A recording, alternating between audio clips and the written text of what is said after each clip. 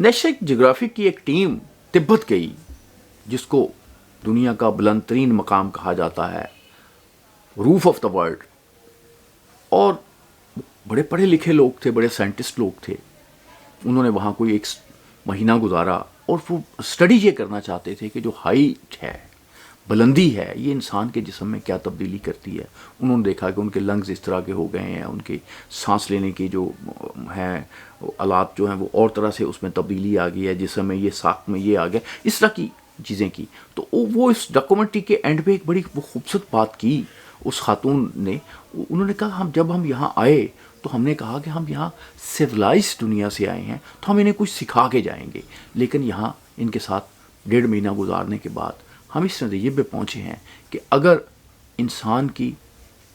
ہونٹوں پہ جو مسکراہٹ آتی ہے، جتنی دفعہ دن میں مسکراہٹ آتی ہے، اس سے اس کو خوشی ماپنے کا اس کو پیمانہ بنا لیا جائے تو پھر ہمیں ان سے کچھ سیکھنے کی جو ہے وہ ضرورت ہے.